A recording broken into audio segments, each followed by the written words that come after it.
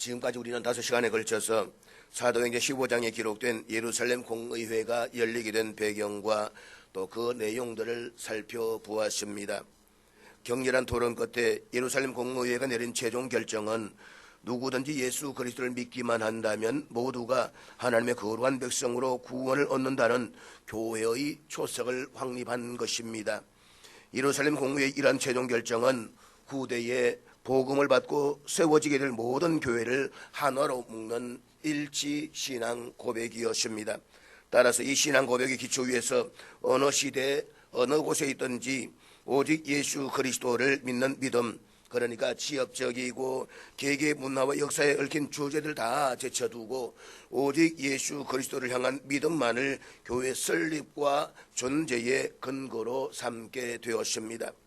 즉 예수 그리스도를 구주로 믿는 사람들이 모이는 곳은 그곳이 어디 있어든지 교회이며 그 교회에 속한 그리스도인들은 어느 시대 어느 곳에 있든 모두가 그리스도 안에서 한 형제 한 자매인 것입니다.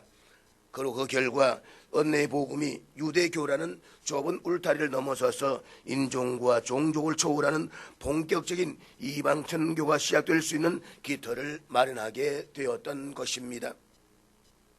그런데 예루살렘 공의회는 이방인 그리스도인들이 구원을 얻기 위해서 할례를 받을 필요가 없지만 유대인 그리스도인들과의 조화와 일치를 위해서 유대인들이 혐오하는 식생활은 멀리 해줄 것을 정중하게 요청하고 있습니다. 그것은 우상의 제물과 피와 목매어 죽인 짐승과 언맹을 멀리해 달라는 4가지입니다. 이 4가지는 구원과는 관련이 없습니다. 그렇지만 예수 그리스도 안에서 유대인 그리스도인과의 돈독한 관계를 유지하기 위해서는 꼭 필요한 행동이었습니다. 무엇보다 이러한 요청은 이방인들이 받아들이기에 결코 무거운 짐이 아니었습니다. 바울과 바나바는 예루살렘 공회에 내린 이 최종 결정문이 담긴 편지와 함께 예루살렘 교회에서 대표로 파송한 유다와 실라를 데리고 안디옥 교회로 돌아옵니다. 그리고 안디옥 교회 교인들에게 예루살렘 공회 판결 내용이 담긴 편지를 직접 전해주고 또 여러 말로 그들을 권면하고 위로했습니다. 그 결과 안디옥 교회 이방인 그리스도인들은 모두가 크게 기뻐했다라고 했습니다. 유진 피터슨이 썼던 메시지 성경에서는 30절과 31절을 이렇게 번역하고 있습니다. 그들은 안디옥으로 떠났다. 그들은 그곳에 도착해서 교회 회중을 모아놓고 편지를 읽어주었다. 사람들은 크게 안도하고 기뻐했다. 우리 여기에서 주목해 볼 수 있는 내용은 사람들은 크게 안도하고 기뻐했다라는 내용입니다. 안도하고 한숨을 내려놓고 안디옥 교회 교인들이 바울과 바나바를 비롯해서 교회 대표를 예루살렘 교회에 보내서 사도들의 판결을 받아오도록 했던 것은 자신들의 구원에 관한 문제였습니다. 어느 날 느닷없이 예루살렘에서 내려온 어떤 유대인들이 이방인들로 구성된 안디옥 교회 교인들에게 이방인들도 구원을 얻기 위해서는 할례를 행하고 모세의 율법을 지켜야 한다라고 말하면서 할례가 구원을 위한 절대 조건이라고 가르쳤습니다. 반면에 바울과 바나바는 할례를 받을 필요는 없고 오직 예수 그리스도를 믿음으로 구원을 얻는다라고 했습니다. 어쩌면 바울과 바나바가 안디옥을 떠나서 예루살렘에 있는 동안에도 이 문제는 안디옥 교회에서 계속해서 뜨거운 논쟁으로 남아 있었을 것입니다. 그렇기 때문에 예루살렘 공의회가 할례에 대해서 어떻게 결정을 내렸는가라고 하는 문제는 이방인 그리스도인들에 있어서 초미의 관심사가 아닐 수 없었다는 것입니다. 그와 같은 상황에서 바울과 바나바가 유다와 실라를 데리고 안디옥에 도착해서 모든 교인들을 모았을 때에 안디옥 교회 교인들은 긴장하지 않을 수가 없었을 것입니다. 왜냐하면 예루살렘 교회 대표로 내려온 유다와 실라가 어떤 말을 하느냐에 따라서 자신들의 신앙과 안디옥 교회의 위치가 전혀 달라질 수가 있기 때문입니다. 그런데 이방인 자신들이 할례를 받지 않았음에도 예루살렘 교회와 사도들이 자신들을 향해서 형제라고 부르면서 똑같이 하나의 교회로 영접합니다. 뿐만 아니라 유다와 실라가 많은 격려와 소망의 말들로 자신들에게 힘을 실어줍니다. 그때 그곳에 모여있던 모든 이방인 그리스도인들은 안도하면서 그동안 자신들을 짓눌러왔던 무거운 짐으로부터 온전히 벗어날 수가 있었다는 것입니다. 그래서 모두가 안도하면서 크게 기뻐했다는 것입니다. 지난주에 말씀을 드렸듯이 안디옥 교회가 이처럼 크게 기쁨을 누릴 수 있던 것은 베드로와 바울과 바나바 그리고 유다와 실라를 비롯한 많은 사람들의 헌신과 수고와 자기 버림이 있었기 때문이었습니다. 그러나 이 기쁨은 안디옥 교회 이방인 그리스도인들만이 누렸던 것이 아닙니다. 바울과 바나바 그리고 유다와 실라를 비롯해서 예루살렘에 있는 사도들과 유대인 그리스도인들도 크게 기뻐했을 것입니다.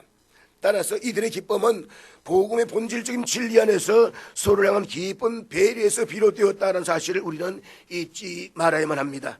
그러므로 우리도 복음의 본질은 굳게 붙잡아야 되겠지만 비본질적인 문제들에 있어서는 서로를 배려하는 열린 마음을 가져야만 합니다.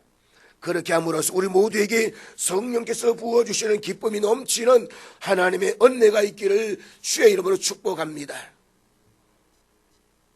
이제 유다와 실라는 안디옥의 소임을 다 끝내고 예루살렘으로 돌아갔습니다. 오늘의 본문은 그 이후에 되어진 일들을 다루고 있는데 35절 말씀을 우리 다 같이 읽도록 하겠습니다. 바울과 바나바는 안디옥에서 유하며 수다한 사람들과 함께 주의 말씀을 가르치며 전파하니라. 바울과 바나바는 예루살렘에서 함께 왔던 유다와 실라가 떠난 후에도 예전에 그랬던 것처럼 안디옥 교회에서 주의 말씀을 열심히 가르치며 복음을 전파했습니다.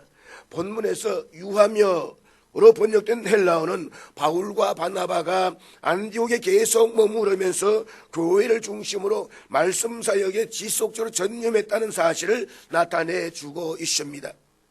이때 바울과 바나바와 함께 안디옥 사람들의 복음을 전파한 수다하는 사람들이 누구였는가라고 하는 것은 사도행전 13장 1절을 통해서 알 수가 있는데 우리 앞에 같이 읽도록 하겠습니다.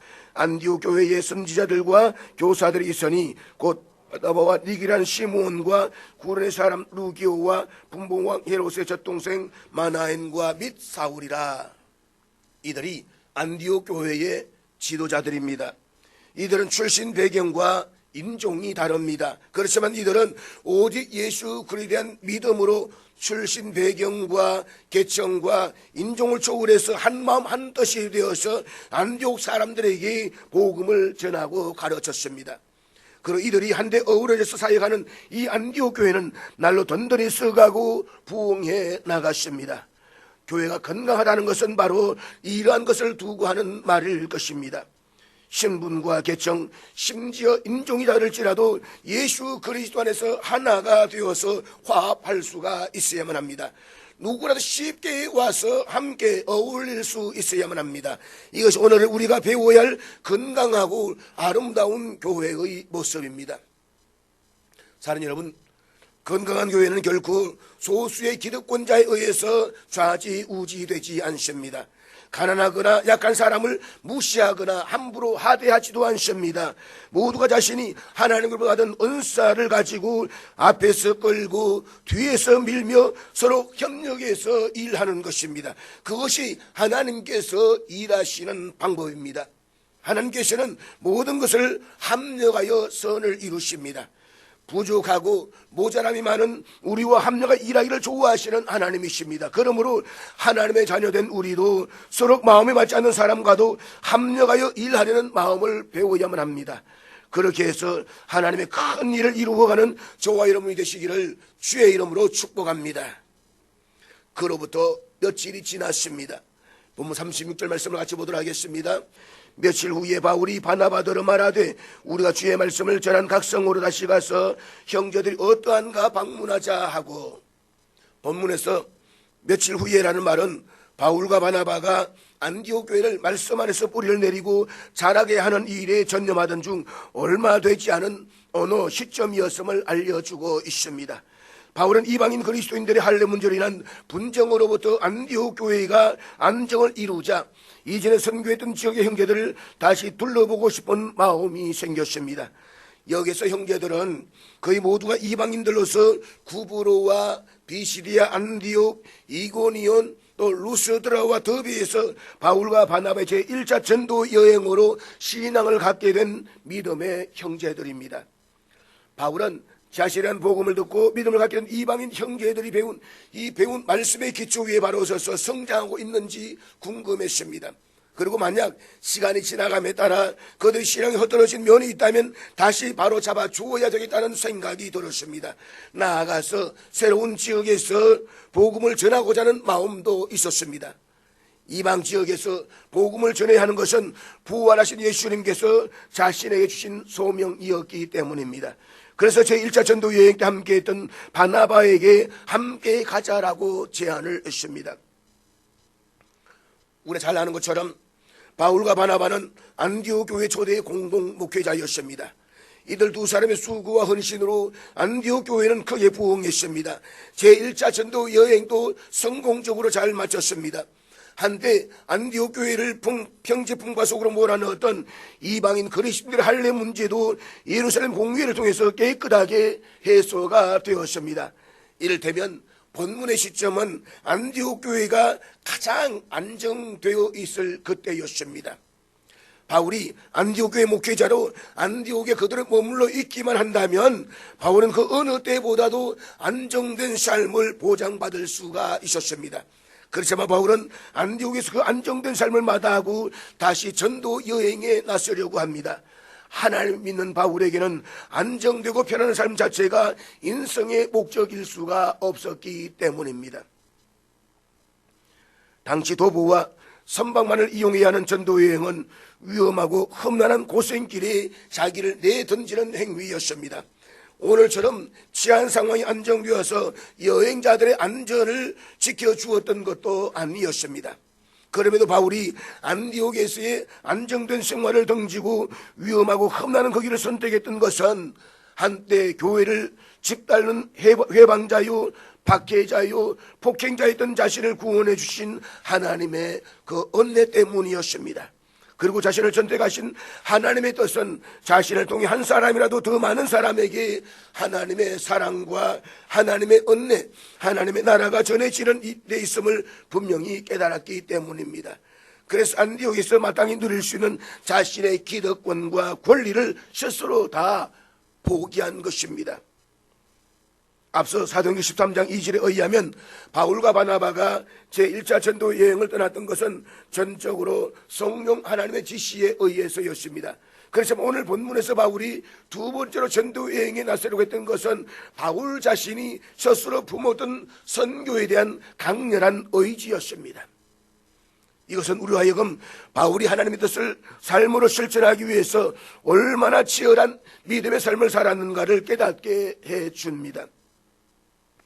바울의 복음 전도는 자신이 세상에 존재하는 이유였습니다.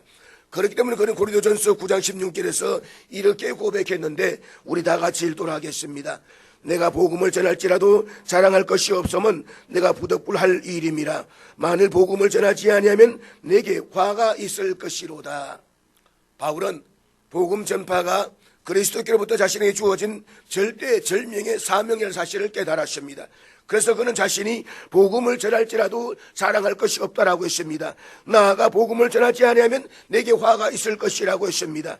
바울에게 있어 복음을 전하는 것은 인생의 목표이며 그 자신의 존재 이유였습니다.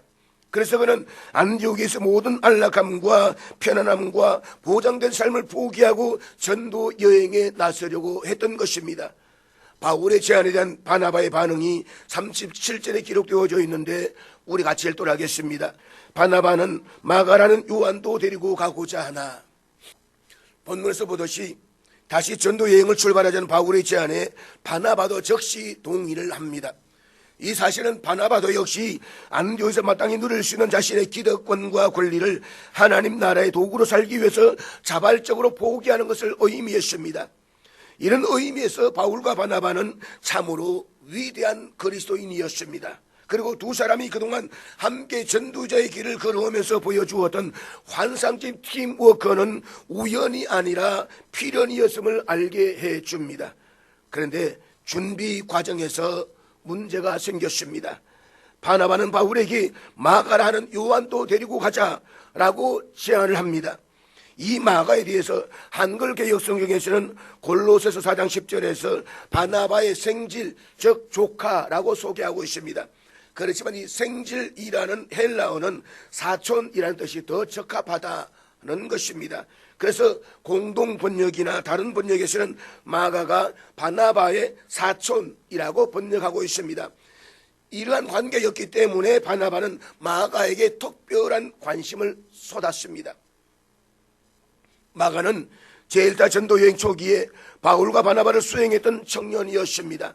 그렇지만 어떤 이유에서였는지는 모르지만 그는 구브로 섬을 떠나 밤빌리아 버가에 도착하자마자 전도팀을 무단이탈해서 무책임하게 예루살렘의 집으로 돌아가 버리고 말았습니다.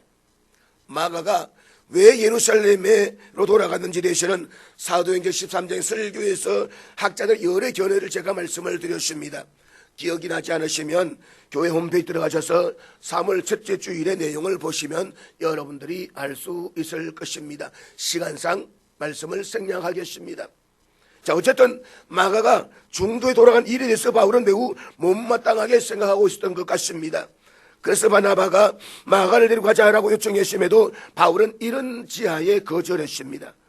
본문에서 가고자 하나 라고는 헬라어는 바나바가 마가를 데려갈 것을 바울에게 몇 번이고 계속해서 상의하고 의논했다 이 말입니다.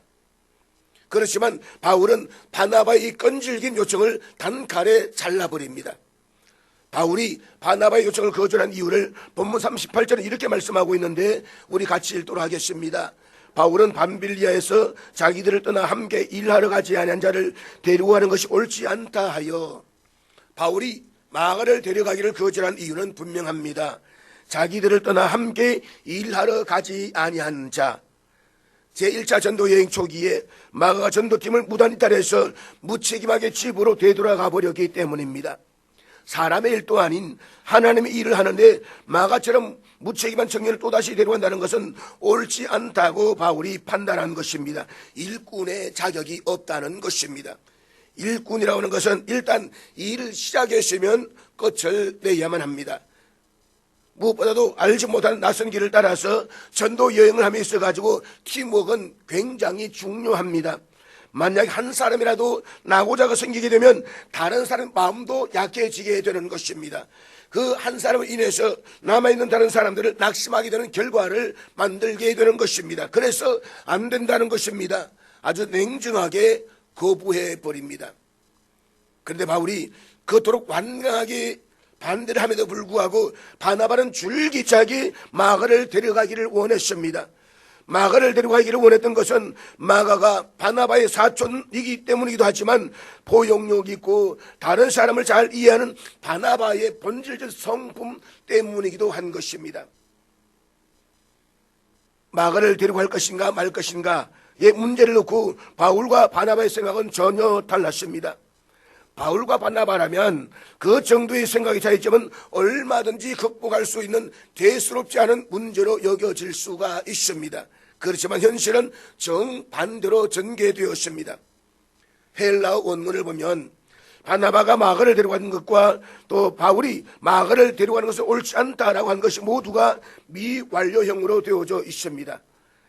헬라어 문법상 미완료형은 반복되는 동작을 뜻합니다. 그러니까 바나바는 마가를 데려가자고 거듭거듭 계속해서 주장했고 바울은 그럴 때마다 그것은 안 된다라고 계속 반대하기를 되풀이했다라고 하는 것입니다. 마가의 문제를 놓고 상당한 시간에 걸쳐서 두 사람이 갈등했다는 것을 보여주고 있습니다. 우리는 여기에서 지나치게 자기 주장을 내세우고 냉정하게 나오는 바울을 보면서 참으로 덕이 없는 사람이다 라는 생각을 하기가 쉽습니다. 그래서 어떤 학자는 바울을 심리적으로 이렇게 분석해서 말합니다. 바울이 좀 너무 지나쳤던 것 같다. 그에게 간질병이 있었다라고 하니 아무래도 조금 신경질적인 데가 있었던 것이 아닌지 병적인 냉정함이 아닌가. 그렇게 분석할 만한 이유가 있습니다. 바울에 있어서 바나바는 어떤 사람입니까? 바울은 바나바의 신세를 아주 많이 진 사람입니다. 그냥 신세가 아니라 절대적인 신세를 졌다라고 말할 수가 있습니다. 다메섹에서 부활의 주를 만나 제자가 되었음에도 예루살렘의 사도들이 두려워해서 만나주지 않으려고 했을 때에 바나바가 나서서 만나게 해 주었습니다. 당시 바울은 믿을 수가 없었지만 바나바는 예루살렘 교회 교인들은 누구라면 인정하는 훌륭한 인품의 그리스도인이었기 때문입니다. 그런가 하면 사역의 장소가 없어서 고향 다소에 첩부에 있던 바울을 데리고 와서 안디옥 교회의 공동 목회자로 세웠습니다. 바울이 바울이 수 있던 것은 뒤에서 든든한 후원자가 되어 주었던 바나바가 있었기 때문입니다. 한마디로 말하면 바울은 바나바에게 큰 신세를 졌습니다. 아마 우리들 같으면 좀 마음이 불편을 해도 바나바의 입장을 생각해서 받아들일 법도 하지 않겠습니까? 그렇지만 바울은 바나바의 계속되는 요청을 거부합니다. 안 된다면 안 된다는 것입니다. 참으로 대단한 고집입니다. 그 결과 본문 39절은 이렇게 말씀하고 있는데 우리 39절 다 같이 읽겠습니다. 서로 심히 다투어 피차 갈라서니 바나바는 마가를 데리고 배 타고 구브로로 가고. 본문은 마가를 데리고 가는 문제를 놓고 설전을 벌이던 바울과 바나바가 서로 감정이 격해져서 다시는 보지 않겠다고 완전히 결별을 한 것처럼 보여지고 있습니다. 그러나 본문에서 심히 다투다라는 단어가 히브리서 10장 24절에서는 부정적인 의미가 아니라 긍정적인 의미로서 격려, 자극이라는 단어로 쓰여지고 있습니다. 따라서 바울과 바나바가 서로 다투어서 피차 갈라섰다라고 번역된 헬라의 원문은 서로 격려하면서 헤어졌다라는 뜻이기도 한 것입니다. 앞서 말씀을 드렸듯이 바울과 바나바가 또다시 험난한 전도 여행길에 자신들을 던지려고 했던 것은 안디옥 교회의 공동 목회자로서 안디옥에서 자신들이 마땅히 누릴 수 있는 권리와 기득권을 오직 복음을 위해서 포기한 것을 뜻했습니다. 따라서 본문의 문맥은 바울과 바나바가 자기 주장을 되풀이하면서도 자신의 주장으로 상대를 제압하거나 부정하려 하지 않았다는 것을 우리에게 보여주고 있는 것입니다. 우리는 여기에서 한 번쯤 생각해 보아야 할 것이 있습니다. 오늘 본문을 기록하고 있는 누가는 바울과 바나바를 놓고 어느 누가 옳은지 그른지에 대해서는 평가를 내리지 않고 있다는 것입니다. 지금 바울과 바나바는 선과 악을 가지고 싸우는 것이 아닙니다. 다만 의견이 다른 것일 뿐입니다. 한 사람은 이렇게 생각하고 다른 한 사람은 저렇게 생각하고, 그러나 두 사람이 다 믿음 안에서 있기 때문에 절대로 저들이 서로 미워할 것도 없고 또 서로 크게 마음 상할 것도 없습니다. 다만 의견이 다르다는 것일 뿐인 것입니다. 그래서 그의 진실을 여기에서 볼 수가 있습니다. 결코 자신을 위해서 그러는 것이 아닙니다. 선교를 위해서 그러는 것입니다. 그 자신이 인심을 쓰고 안 쓰고 하는 이야기가 아닙니다. 이것은 하나님의 사역을 위해서라는 것입니다. 그래서 바울과 바나바는 다시는 상종하지 않겠다라고 서로 비난하면서 부정적인 의미에서 완전한 결별을 한 것이 아니라 서로 상대방의 생각을 통해서도 하나님의 뜻이 이루어질 수 있게끔 서로를 격려하면서 헤어졌다는 것입니다. 바울이 제1차 전도 여행 당시에 중도에서 전도팀을 무단히 따른 무책임한 청년 마가를 또 다시 데려갈 수 없다고 주장한 것도 같은 이유에서였습니다. 치명적인 실수를 한 이 마가를 다시 보지 않겠다는 의미가 아니라 마가가 하나님 앞에서 책임 있는 일꾼으로 쓸 수 있게끔 그에게 자극을 주기 위함이었습니다. 그 결과 비록 바울과 바나바는 서로 갈라섰지만 그들을 통해서 유럽 대륙이 복음으로 새롭게 되는 바울과 바나바 자신들도 상상하지 못했던 하나님의 위대한 섭리가 인류의 역사 속에서 성취되었다는 것입니다. 본문 39절 하반절 이하는 바울과 바나바가 각자 하나님의 뜻을 위해서 서로 헤어진 직후의 일들을 우리에게 전해주고 있습니다. 즉 바울과 헤어진 바나바는 마가를 데리고 배를 타고 구브로로 갔습니다. 바울과 바나바가 애초 두 번째 전도 여행을 시작하려고 했던 동기가 제1차 전도 여행 때에 복음을 전했던 각 성읍들을 다시 방문하는 것이었습니다. 따라서 바나바가 먼저 마가를 데리고 제1차 전도 여행의 첫 번째 행선지였던 구브로 섬으로 출발한 것입니다. 그리고 이 구브로는 바나바의 고향이기도 했습니다. 바나바는 마가를 데리고 배 타고 구브로로 가고 라는 이 짧은 구절을 통해서 우리는 바나바에 대해서 말할 수 없는 연민을 느끼게 됩니다. 바로 이 구절을 끝으로 바나바에 대한 이야기는 더 이상 사도행전에 나오지 않기 때문입니다. 다음 주일부터 상세하게 살펴보겠지만 본문 이후의 사도행전은 끝날 때까지 바울의 동무대로 펼쳐지게 됩니다. 이후에 바나바에 대해서는 바울의 편지 속에서 5번이나 이름이 거명되고 있을 뿐입니다. 전해오는 이야기에 의하면 바나바는 후로 로마 밀라노의 감독이 되어서 사역했다라고 하기도 하고 그의 고향 구브로에서 복음을 전하다가 순교했다라고 전해지고 있기도 합니다. 바울과 바나바 이들 두 사람 가운데 사도행전의 무대에서 가장 먼저 등장했던 사람은 바나바였습니다. 바나바는 사도행전 4장 36절에서 등장한 반면에 바울은 사도행전 7장 58절에 이르러서야 등장을 합니다. 바나바의 등장이 참된 그리스도인으로서의 화려한 등장이었다면 바울의 등장은 교회를 짓밟는 폭도로서의 수치스러운 등장이었습니다. 애당초 바울과 바나바 사이에는 바울이 도저히 넘볼 수 없는 신앙의 격차가 있었던 것입니다. 그런데 바나바는 바울에 비해 사람을 세워주고 키워주는 넓은 마음을 가진 사람이었습니다. 그는 바울이 처음 교훈을 받은 이후에 예루살렘의 사도들에게 인정을 받지 못하고 있을 때에 그를 사도들에게 데리고 가서 사도들로 하여금 그를 받아들이도록 하는 중개자 역할을 했습니다.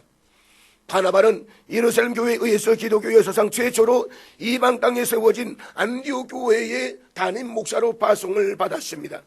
젊은 나이에 13년 동안 고향 다소에서 칩구해 있던 바울에 비한다면 바나바는 탄탄대로를 걷는 셈이었습니다. 안디옥 교회가 크게 성장하면서 바나바는 다소에서 칩구하고 있던 바울을 안디옥으로 불러내어서 자신의 목회하는 안디옥 교회를 공동 목회할 수 있도록 했습니다. 바나바는 안디옥에 가만히 앉아서 다소에 있는 바울에게 사람을 보내거나 편지를 보내서 안디옥으로 보낸 것이 아닙니다.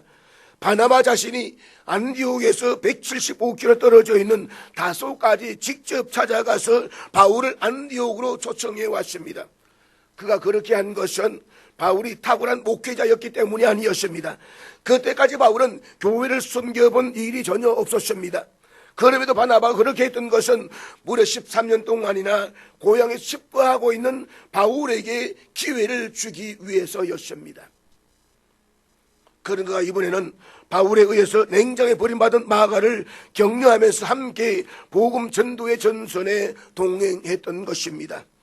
그리하여서 훗날 마가는 바울에게도 인정을 받고 예수님의 생애와 그의 가르침을 기록함으로써 마가복음이라는 저작을 남기는 인물로 변화가 되었습니다. 만약에 바나바가 마가를 또다시 데려갈 수 없다는 바울의 주장을 받아들여서 바나바마저 마가를 외면했다면 오늘날 마가복음은 존재하지 않았을 것입니다. 이처럼 바나바는 한 영혼에 대한 사랑이 넘쳤고 양육함으로써 그를 주님에 의해서 크게 쓰임받을 수 있도록 배려해 주었다는 것입니다. 위대한 바울과 마가복음에 쓰인 저자인 마가의 배후에는 이처럼 관용의 사람 바나바가 있었다는 것입니다.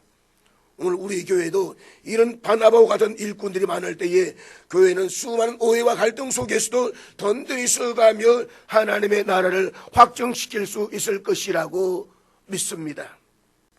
바나바와 바울이 서로 심히 다투고 갈라서게 된 사실에서 종교개혁자 칼빈은 이렇게 말했습니다. 하나님께서는 분명히 이 불화에 대하여 알고 계셨다. 하나님께서 주관하셨고 그래서 그들이 합력의 선을 이루게 되었다는 것입니다. 바울과 바나바의 갈등과 결별은 복음 전도 사역에 큰 위기가 분명했습니다. 그러나 하나님께서는 그 와중에서도 하나의 전도팀을 2개의 전도팀으로 만들어서 보다 효과적인 복음 전도가 이루어지게 했다는 것입니다. 그래서 바나바는 구브로 섬을 중심으로 해서 지중해 전도를 했다라고 한다면 바울은 이쪽으로 해서 소아시아 지역, 터키 지역으로 복음을 전하는 2개의 팀으로 나누어졌다라고 하는 것입니다. 그리고 또 하나의 유익이 있습니다. 그것은 신라라고 하는 중요한 믿음의 동력자를 얻은 것입니다. 마가가 같이 갔으면 신라는 선교팀에서 떨어지는 것입니다. 그런데 마가와 바나바가 함께 떠났기 때문에 바울은 이제 신라를 선택하게 됩니다. 신라라고 하는 이름은 실루아노라고도 발음이 됩니다. 바울서신 보면 실루아노와 함께라는 이 말들이 여러 번 나오는데 그 실루아노가 바로 이 신라입니다. 신라는 바울과 마찬가지로 로마 시민권을 가지고 있었고 예루살렘 교회에서도 지도적 위치에 있었던 사람이었습니다.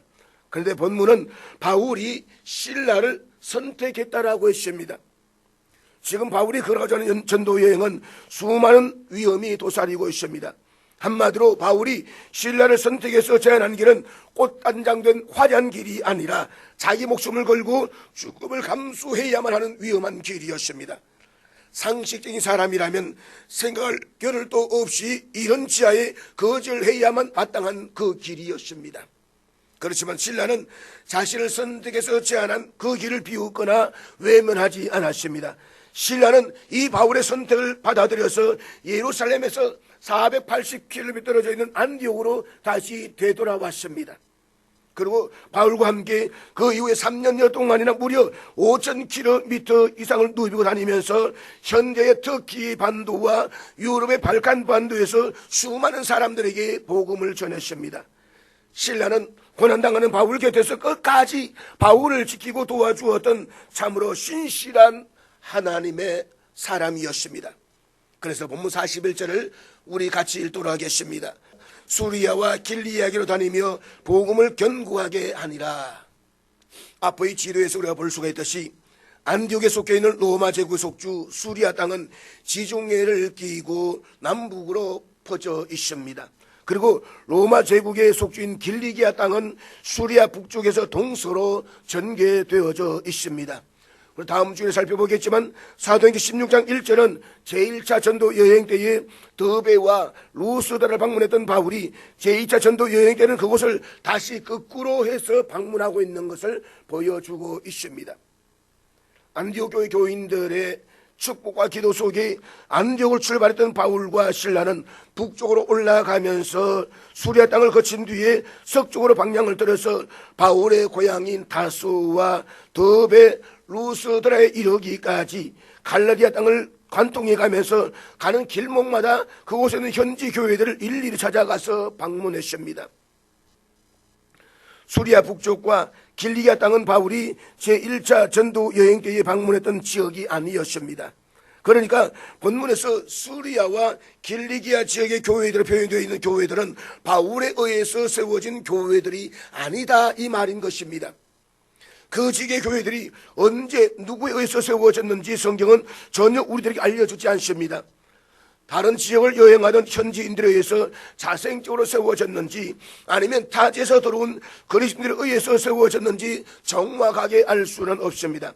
어느 쪽이든 한 가지 분명한 사실은 당시 교회들은 변변한 예배당 건물이나 확립된 제도를 갖추지 못한 가정교회들이었다는 것입니다.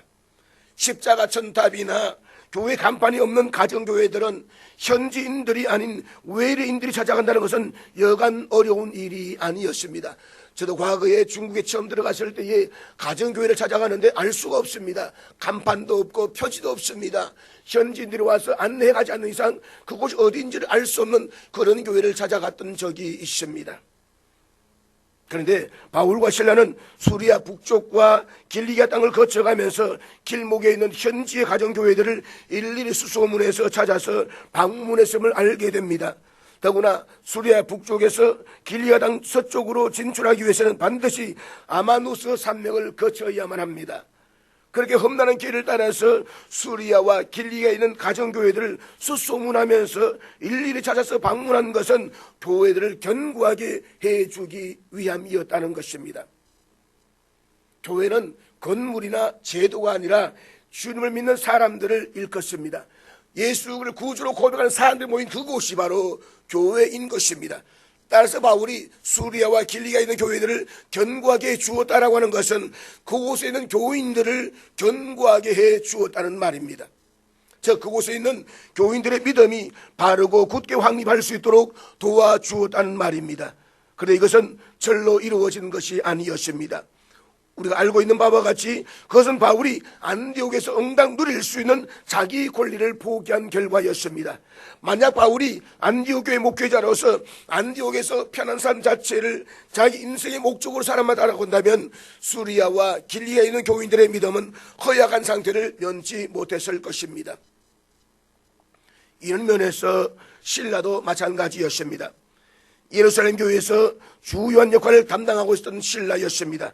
그렇지만 예루살렘에서 누릴 수 있는 자기 권리를 다 포기하고 바울의 제2차 전도 여행에서 자신을 내던져서 바울을 도와주었기 때문입니다. 그 결과 수리아와 길리의 많은 교인들의 믿음이 진리 위에 견고하게 세워질 수가 있었다는 것입니다. 사랑하는 여러분, 이것은 우리로 하여금 귀중한 교훈을 깨닫게 해줍니다. 한 사람이 자기 권리를 자발적으로 포기하면 그 한 사람으로 인해서 여러 사람의 삶과 믿음이 견고해진다는 것입니다. 이것이 바로 하나님의 법칙이요 생명의 원리입니다. 그러므로 하나님의 권리를 포기하신 예수님을 본받아서 우리가 권리라고 생각하는 것들을 포기할 줄 아는 그리스도인들이 되십시다. 그리하여서 본문의 바울과 실라처럼 이 땅에 견고한 하나님의 나라를 세워가는 저와 여러분 될 수 있기를 주의 이름으로 축복합니다.